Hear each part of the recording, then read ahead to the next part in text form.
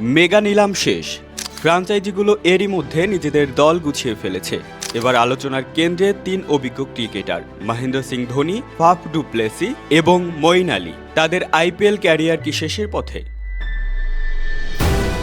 আগের মৌসুমেও উঠেছিল প্রশ্নটি, এটাই কি শেষ আইপিএল ভারতের সাবেক উইকেটকিপার ব্যাটসম্যানের? সিদ্ধান্তটি একান্তই তার। এবারও যেমন 4 কোটি রুপিতে আনক্যাপড খেলোয়াড় হিসেবে তাকে ধরে রেখেছে চেন্নাই, তিনিও আরেকটি মৌসুম খেলার সিদ্ধান্ত নিয়েছেন। তবে বয়স হয়ে গেছে 43 বছর। এ কারণেই অনেকে মনে করছেন আইপিএলের আগামীর মৌসুমটা খেলে ধোনি তার দল চেন্নাই ও নিজেদের ভক্তদের বিদায় বলে দিতে পারেন।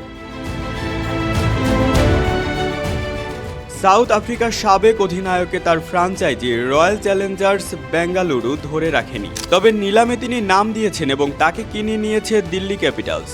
ডু প্লেসিকে দিল্লি কিনলেও তার একাদশে নিয়মিত সুযোগ পাওয়াটা অনিশ্চিতই। সব মিলিয়ে 40 বছর বয়সী ডু প্লেসিও আইপিএলে আগামী মৌসুমের পর বিদায় বলে দিতে পারেন বলে ধারণা করেন অনেকে।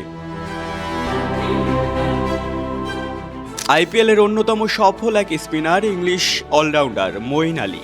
বছরের পর বছর ধরে নিজের অভিজ্ঞতার ঝলক তিনি আইপিএলে দেখিয়েছেন। আসন্ন আইপিএলে মঈন আলী খেলবেন কলকাতার হয়ে। আইপিএলের 67 ম্যাচে 35 উইকেট নেওয়া মঈন আলী সম্প্রতি পারফরমেন্স খুব একটা ভালো নয়। এটাই টুর্নামেন্টে তার ভবিষ্যৎ নিয়ে প্রশ্ন তুলে দিয়েছে। এমনকি তিনি যদি আইপিএল ক্যারিয়ারটা চালিয়েও যেতে চান, আসছে মৌসুমে অসাধারণ কিছু করে ফ্র্যাঞ্চাইজিগুলোর মন জয় করতে হবে।